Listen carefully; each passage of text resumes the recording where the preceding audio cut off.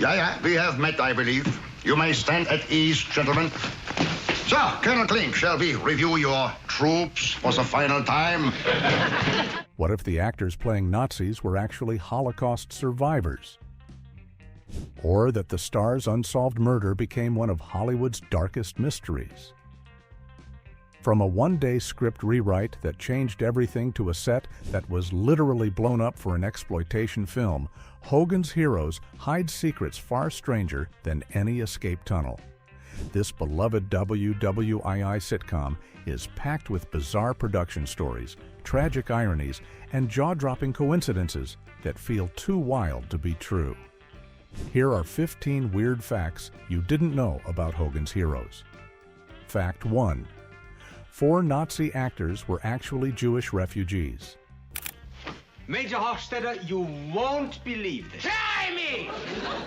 One of the most powerful ironies in television history happened right on the set of Hogan's Heroes, and most viewers watching at home had no idea. The 4 main actors who played German officers and Nazis on the show were all actually Jewish in real life, and 3 of them had personally fled Nazi persecution during World War II. Werner Klemperer, who portrayed the bumbling Colonel Wilhelm Klink, came from a prestigious Jewish family in Germany. His father was the famous orchestral conductor Otto Klemperer, and Werner himself had to escape the Nazi regime as it rose to power. John Banner, beloved as the lovable Sergeant Hans Schultz with his famous catchphrase, "I know nothing," was born in Austria and fled to America after the Nazis took control. He lost several family members in the concentration camps during the Holocaust. Leon Askin, who played the stern General Albert Burkhalter, was also an Austrian Jew who narrowly escaped the Nazis. The visible scar on his face that appeared in many episodes was actually the result of a brutal beating he received from Nazi SA thugs shortly after the Anschluss, just before he managed to flee to America. The 4th actor, Howard Kane, who portrayed the intense Gestapo officer Major Wolfgang Hochstetter, was Jewish but grew up in Nashville, Tennessee, and served in the United States Navy during World War II. For these men, playing Nazi characters as incompetent buffoons wasn't just acting work or comedy. It was a form of revenge and resistance. By portraying the Nazis as foolish, bumbling, and constantly outsmarted by Allied prisoners, they were ridiculing and diminishing the very regime that had tried to destroy them and their families. This knowledge adds an entirely different layer of meaning to the show's comedy, transforming what might seem like light-hearted entertainment into something far more profound and personal for the actors involved. Fact 2. Robert Clary was a Holocaust survivor. Why do I always have to risk my life? And for what? To give a message to an old lady who hates me. While millions of viewers watched Robert Clary play the cheerful French corporal Louis Lebeau on Hogan's Heroes, very few knew that the actor had lived through one of history's darkest chapters just 2 decades earlier. Clary was born Robert Max Weiderman in Paris, France in 1926, the youngest of 14 children in a Jewish family. When the Nazis occupied France during World War II, his life changed forever. At just 16 years old, Clary was arrested and deported to the Ottmuth labor camp and later transferred to the notorious Buchenwald concentration camp in Germany, where he remained until American forces liberated the camp in 1945. He survived, but 12 members of his immediate family, including his parents and most of his siblings, were killed at Auschwitz. The experience left Clary with a permanent reminder tattooed on his left forearm, the prisoner identification number A5714. Throughout the entire 6-season run of Hogan's Heroes, Lebeau always appeared in long-sleeve shirts, even in scenes where it might have seemed unusual. This wasn't a costume choice by the wardrobe department, but rather Clary's personal decision to keep his concentration camp tattoo hidden from the cameras. The irony wasn't lost on anyone who knew his story. Here was a man who had suffered unspeakable horrors at the hands of the Nazis, now appearing in a comedy series set in a German prison camp, playing alongside actors portraying Nazi guards and officers. Clary later wrote about his experiences in his autobiography, titled From the Holocaust to Hogan's Heroes, published in 2001. He spoke openly about his past in later years and never expressed regret about taking the role on Hogan's Heroes. In fact, he saw the show as a way of ridiculing and diminishing the power of those who had caused so much suffering, turning their regime into the subject of mockery rather than fear. Fact 3. The show was rewritten in one day. And just what is this? I think it's what we call a Schultz. If you've ever wondered how Hogan's Heroes ended up set in a German prisoner of war camp, the answer involves one of the fastest script rewrites in television history. Co-creator Albert S. Ruddy originally pitched a completely different show that had nothing to do with World War II at all. His initial concept was set in a modern-day American prison, where the inmates would still carry out secret operations right under the noses of their guards. But the whole thing would take place in a domestic facility somewhere in the United States. The basic premise of prisoners outwitting incompetent authority figures was already there, but the historical setting and wartime backdrop didn't exist yet. Everything changed when Ruddy got word that NBC was developing their own sitcom called Campo 44, which was set in an Italian prisoner of war camp during World War II. Realizing that NBC was about to beat him to the punch with a similar concept, Ruddy made a drastic decision that would completely transform his show. According to interviews he gave years later, he sat down and rewrote the entire premise in a single day, changing the setting from a domestic American prison to a German POW camp called Stalag 13. Ruddy later revealed that making this change was no big deal for him, and the quick rewrite turned out to be part of what made the show so successful in the end. The speed of this transformation is remarkable when you consider that Ruddy essentially had to reimagine the entire world of the series, swapping out modern-day America for Nazi Germany and turning prison guards into bumbling German officers. When Campo 44 finally aired in 1967, it was heavily criticized as being a ripoff of Hogan's Heroes, even though NBC had been developing their show first. The irony is that Ruddy's one-day panic rewrite actually beat them to television and became a cultural phenomenon, while Campo 44 quickly faded into obscurity. Fact 4. Bob Crane's unsolved murder remains a mystery. I don't expect to keep your job after the Red Cross inspector sees this place. On June 29, 1978, Bob Crane was found brutally murdered in his apartment at the Winfield Complex in Scottsdale, Arizona, where he had been performing in a dinner theater production of a play called Beginner's Luck. The beloved star of Hogan's Heroes had been bludgeoned to death with what investigators believed was a camera tripod, and an electrical cord had been tied around his neck. When his co-star Victoria Ann Berry arrived for a lunch meeting and discovered his body, the crime scene was so horrific that police initially couldn't identify him due to the extent of his injuries. The investigation quickly revealed disturbing details about Crane's private life, including his struggle with what would today be called sex addiction and his extensive collection of videotapes documenting sexual encounters with various women.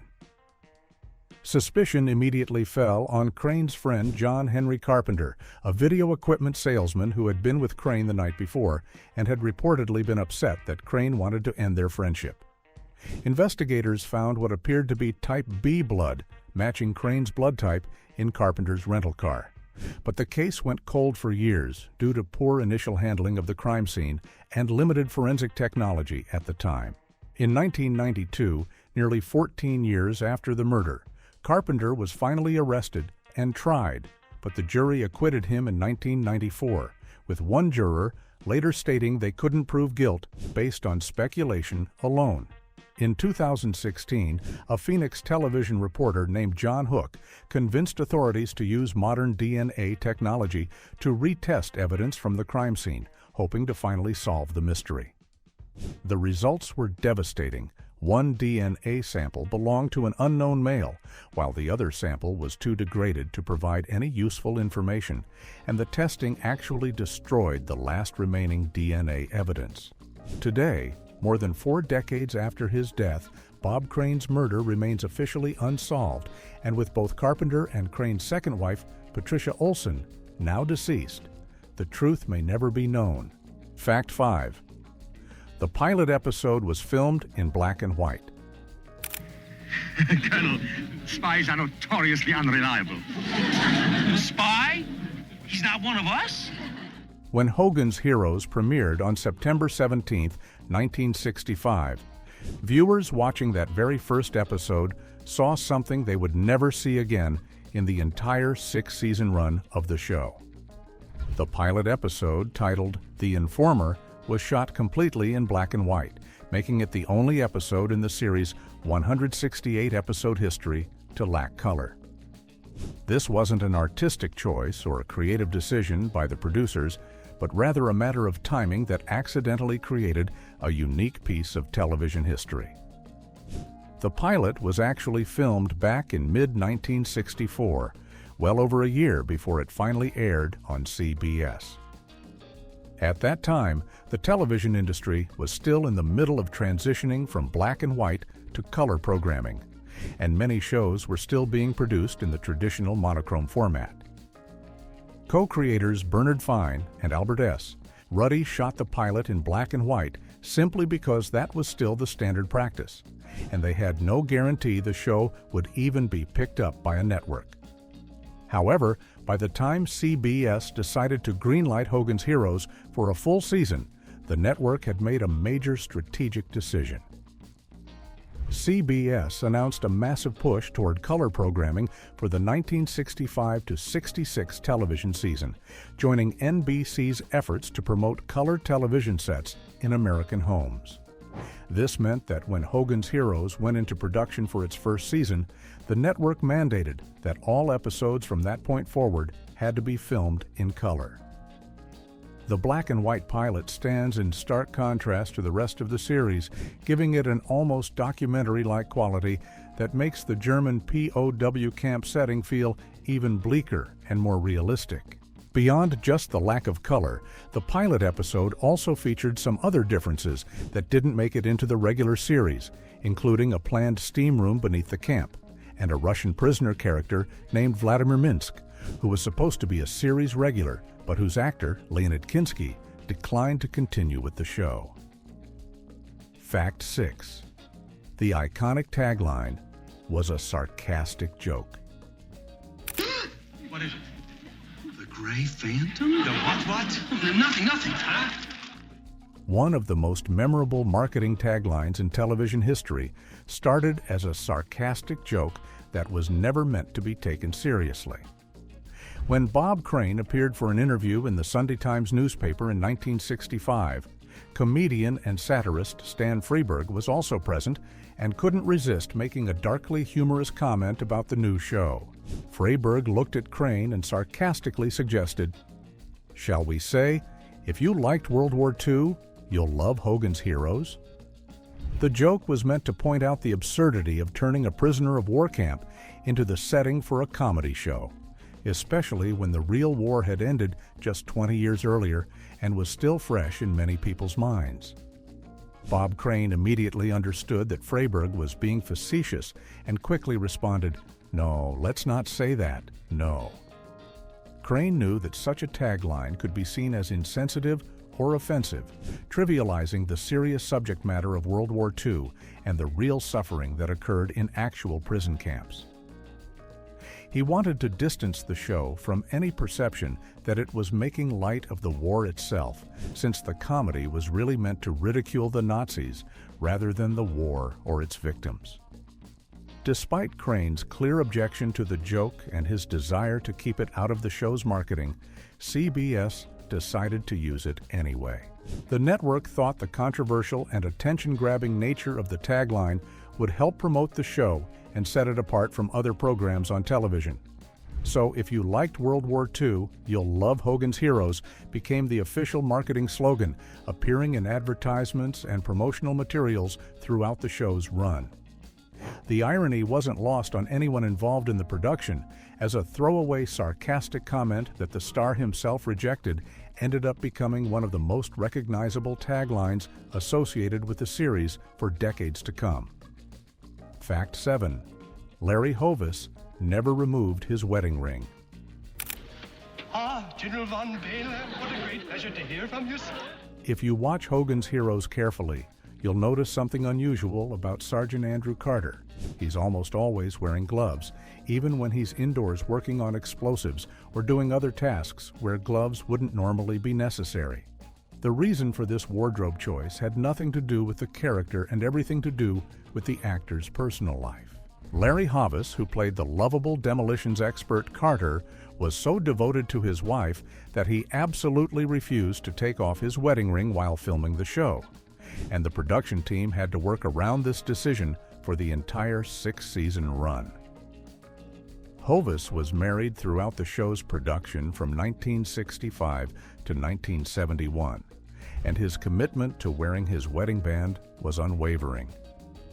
In Hollywood, where actors routinely remove wedding rings to maintain the illusion that their characters are single, Hovis's stance was actually quite unusual for the time. Rather than arguing with the actor or trying to convince him otherwise, the costume department simply made sure that Carter's hands were covered in most scenes. This meant gloves became a signature part of Carter's look, appearing in episode after episode, even when the character was supposedly doing delicate work that would require bare hands. On the rare occasions when Carter did appear without gloves, the camera angles were carefully chosen to keep Hovis's ring finger out of frame, or his hands were positioned in ways that concealed the wedding band. The crew became so practiced at hiding the ring that most viewers never noticed it throughout the show's original run.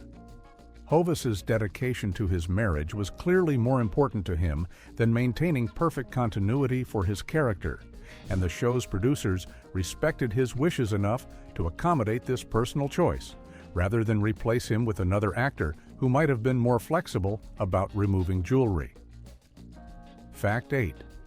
The set was destroyed for a notorious exploitation film. Yeah, you call this support from sing some good slashing opera! After Hogan's Heroes wrapped up its final season in 1971, the elaborate Stalag 13 set remained standing on the Desilu Studios backlot in Culver City, California. For 3 years, the iconic barracks, guard towers, and fencing sat unused, slowly weathering under the California sun.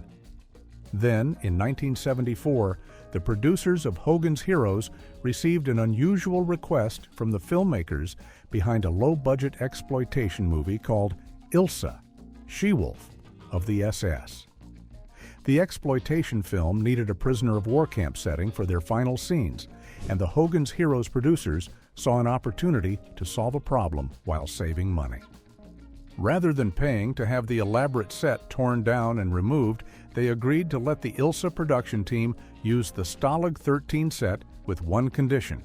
The film's script called for the camp to be completely destroyed in an explosion, which would eliminate the set entirely and save the Hogan's Heroes producers the demolition costs. The irony wasn't lost on anyone involved. Hogan's Heroes had spent 6 seasons making lighthearted comedy about life in a German POW camp, carefully crafting stories that poked fun at the Nazis while respecting the real horrors of World War II. Now, that same set would be used for its final performance in a film known for its graphic violence and disturbing subject matter. The Ilsa film, which has become infamous over the decades for its exploitation content, filmed its climactic destruction sequence on the Stalag 13 set. And when the cameras stopped rolling, the iconic location from one of television's most beloved sitcoms was gone forever. The barracks where Colonel Hogan had outsmarted Colonel Klink week after week, the guard towers where Sergeant Schultz had proclaimed he knew nothing, and the tunnels that had helped countless fictional Allied prisoners escape all disappeared in a fiery finale that had nothing to do with the show's original spirit. It was an unexpectedly dark ending for a set that had brought laughter to millions of viewers for nearly a decade. Fact 9, it was canceled. Despite high ratings, Fell madly in love with Commandant Klink. Oh? How's the weather outside, Schultz? Hogan's Heroes met an abrupt end in 1971, and it had nothing to do with poor viewership or declining quality. The show was actually still pulling in solid ratings and had a loyal audience when CBS suddenly pulled the plug. The reason behind the cancellation was something television historians now call the Rural Purge, a dramatic programming shift orchestrated by CBS President Fred Silverman that changed the landscape of American television almost overnight. Silverman had a specific vision for what CBS should look like, and it didn't include shows that appealed to older or rural audiences. The network wanted to attract younger, more urban viewers because advertisers believed these demographics were more likely to buy their products. Under this new strategy, Silverman reportedly gave the axe to any show with a tree in it, and popular series like the Beverly Hillbillies and Green Acres were the main targets of this purge. These rural-themed comedies were doing well in the ratings, but they didn't fit the sophisticated modern image CBS wanted to project. Hogan's Heroes somehow got caught in the same net, even though it wasn't a rural comedy at all. The show was set in a World War II prisoner of war camp and had nothing to do with farms or country life, but it was apparently considered old-fashioned by network executives. The cancellation came with little warning while the cast and crew were on hiatus between seasons, leaving everyone shocked and disappointed. No proper series finale was ever filmed, so the fates of Colonel Hogan and his team were never resolved on screen. The final episode that aired, called Rockets or Romance, was simply the last one they had produced, not a planned ending. What made the cancellation especially frustrating for fans was that the show had maintained consistent quality throughout its 6-season run, and still had plenty of stories left to tell. The abrupt ending meant that a show which had entertained millions of viewers for nearly 6 years simply vanished from the airwaves without any closure. Fact 10, the show featured permanent winter. Slightest chill circle mean pneumonia. Yes, I do feel a chill. One of the strangest production decisions in television history was made before Hogan's Heroes even began filming, and it affected every single episode for the entire 6-year run of the series. The producers decided that it would always be winter at Stalag 13, with snow perpetually covering the ground and frost constantly visible on the windows, no matter what time of year the episode supposedly took place. This wasn't an artistic choice to create a bleak atmosphere, though it certainly helped make prison life seem harsher and more threatening, especially when characters faced the possibility of being sent to the brutal Russian front. The real reason was purely practical, designed to prevent continuity problems and allow the network to broadcast episodes in any order without viewers noticing inconsistencies in the weather or scenery from one week to the next. The permanent winter decision created a bizarre situation for the cast and crew, who filmed the show at Desilu Studios in Culver City, California, where summer temperatures regularly soared above 90 degrees Fahrenheit. While viewers at home saw prisoners and guards bundling up against the cold and shivering in the supposedly freezing German winter, the actors were actually sweating profusely under heavy coats, wool uniforms, and leather jackets in the blazing Southern California heat. To create the illusion of snow, the production team initially used salt scattered across the ground and on rooftops, but by the 4th season, they discovered a more permanent and cost-effective solution by simply painting everything white. Despite the obvious discomfort for everyone involved, the perpetual winter became one of the show's most recognizable visual signatures, and if you look carefully at outdoor scenes, you can sometimes spot full green foliage on trees in the background or see actors visibly perspiring while they pretend to be cold, revealing the uncomfortable reality behind the frozen facade. Fact 11. Richard Dawson couldn't do an American accent. It was pretty hard to refuse when the invitation It's engraved on a 45 automatic. When Richard Dawson first walked into the audition room for Hogan's Heroes, he had his sights set on playing the lead character, Colonel Robert Hogan, the clever American officer who runs covert operations from inside a German prisoner of war camp. The role seemed perfect for the charismatic British actor who was eager to make his mark on American television. But there was one significant problem that immediately became obvious to everyone in the room. No matter how hard Dawson tried, he simply could not pull off a convincing American accent, and the producers quickly realized they needed to find a different role for him if they wanted to keep him in the show. Rather than letting a talented performer slip away, the creative team offered Dawson the part of Corporal Peter Newkirk, a British Royal Air Force officer who was part of Hogan's international team of prisoners, which meant Dawson could use his natural accent and bring authenticity to the character. The story gets even more interesting when you learn about Dawson's initial attempt to play Newkirk with a Liverpool accent, which is the distinct dialect spoken in the city where the Beatles came from. But the network executives told him that American audiences simply couldn't understand what he was saying. He then switched to a Cockney accent, the working-class London dialect that was more familiar to American viewers from movies and other television shows. And this version worked perfectly for the character. Years later, Dawson reportedly got the last laugh when Beatlemania swept across the United States in the mid-1960s, proving that Americans could indeed understand and embrace Liverpool accents when they wanted to. Despite not getting the lead role he originally wanted, Dawson became one of the show's most popular cast members and went on to achieve even greater fame as the host of Family Feud, where his charming personality and trademark kiss for female contestants made him a beloved television icon for decades to come. Fact 12. Bob Crane wore Frank Sinatra's jacket. Hold it, fellas. I already know. He found out sooner. It's the first surprise birthday party I've ever had. The brown leather jacket that Bob Crane wore throughout Hogan's Heroes has a fascinating Hollywood history that connects 3 different productions spanning nearly 4 decades. Before it became Colonel Hogan's signature look, this same A-2 flight jacket was first worn by Frank Sinatra in the 1965 World War II film Von Ryan's Express, where Sinatra played an American pilot leading a daring escape from an Italian prisoner of war camp. After Sinatra finished filming, the jacket made its way into the wardrobe department at the studio, where it was eventually selected for Bob Crane's character on Hogan's Heroes, which premiered the exact same year as Von Ryan's Express. The jacket became so closely associated with Crane's portrayal of Colonel Hogan that it appeared in nearly every episode of the show's 6-season run from 1965 to 1971. Interestingly, the leather varied in color and sometimes appeared almost black on television due to the darker shade of brown cowhide used in its construction, which was typical for authentic A-2 jackets issued to Air Force pilots during the war. The jacket's journey didn't end when Hogan's Heroes went off the air, though.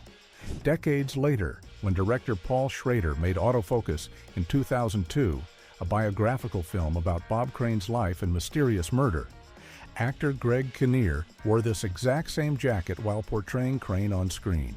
Adding another layer to this unusual story, actor Vito Scotti appeared in both Von Ryan's Express, where he played the train engineer, and later guest starred on Hogan's Heroes as Major Bonicelli, creating an unexpected connection between the 2 productions beyond just the shared wardrobe piece.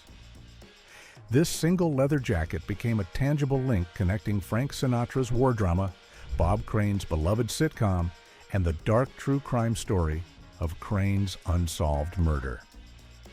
Fact 13. Ivan Dixon left without explanation. Melt and snow's giving us a little trouble. We had to start a new tunnel in Barracks 5. It'll join the old one past the cave-in. If you were watching Hogan's Heroes during its original run, you might have been confused when you tuned in for the 6th and final season in 1970, because one of the main characters had completely vanished without a trace. Actor Ivan Dixon, who played Staff Sergeant James Kinchlow, left the show after the 5th season ended, and the producers made the strange decision to never explain what happened to his character on screen. Kinchlow was the team's communications expert and Hogan's second-in-command, which made him one of the most important members of the crew, so his sudden disappearance was particularly jarring for viewers who had followed the show for 5 years. Dixon decided to leave Hogan's Heroes voluntarily because he wanted to pursue other professional interests, particularly directing, which had become his true passion after learning the craft on set. According to his daughter, Nomathanda Dixon, while her father felt he was underutilized in the role and considered other acting work more definitive of his career, he never regretted playing Kinchlow and didn't mind being recognized for the character. After leaving the show, Dixon went on to have a successful directing career, helming episodes of popular series like The Waltons, Starsky and Hutch, The Rockford Files, and The A-Team, and he also directed 2 blaxploitation film classics, Trouble Man in 1972 and The Spook Who Sat by the Door in 1973. When Dixon departed, the producers brought in actor Kenneth Washington to play a new character named Sergeant Richard Baker, who essentially filled the same role as radio operator and electronics expert. The last episode of Season 5 featured Kinchlow as usual, but when the first episode of Season 6 aired, Baker was suddenly there with no mention of what happened to Kinchlow or where Baker came from. This made Dixon the only core cast member who didn't stay for the entire 6-season run of the show, and to this day, fans still debate what might have happened to Kinchlow in the Hogan's Heroes universe. Fact 14. Werner Klemperer had a strict contract clause. High prisoners? Impossible. There's never been an escape from Stalag 13. When Werner Klemperer was offered the role of Colonel Wilhelm Klink, the bumbling commandant of Stalag 13, he didn't just accept the part and show up to work. Instead, he made a demand that would fundamentally shape one of television's most memorable characters. Klemperer, who came from a distinguished Jewish family and had fled Nazi Germany as a young man, agreed to play the role only under one absolute condition.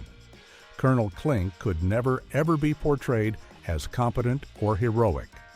The character had to be a complete fool, and he had to lose in every single episode.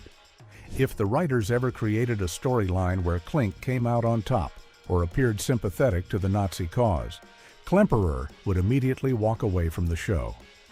This wasn't just an actor being difficult about his role. For Klemperer, this was deeply personal. His father was the renowned conductor Otto Klemperer, and the family had been part of Germany's cultural elite before the rise of Hitler forced them to flee to America. Werner understood exactly what the Nazis represented, and he refused to participate in anything that might make them look good, even in a comedy. He later explained in interviews that he saw playing Klink as an opportunity to ridicule fascism by making the German officers look like incompetent buffoons. By insisting that Klink always be portrayed as vain, cowardly, and utterly inept, Klemperer ensured that the show would mock the Nazi regime rather than humanize it. The producers agreed to his terms, and this contractual requirement became a guiding principle for the entire series. Throughout all 6 seasons, Colonel Klink remained consistently foolish, easily manipulated by Hogan, and terrified of being sent to the Russian front.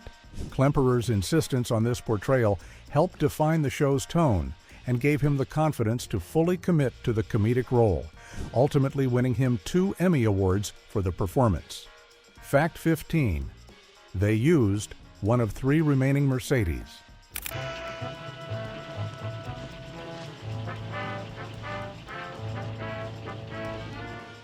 When you watch Hogan's Heroes, you might notice Colonel Klink's sleek German staff car making appearances throughout the series, but what most viewers never realized is that this wasn't just any prop vehicle pulled from a Hollywood motor pool. The show actually used one of only 3 surviving Mercedes-Benz W31 convertibles left in existence after World War II, making it an incredibly rare piece of automotive history that appeared in a comedy sitcom.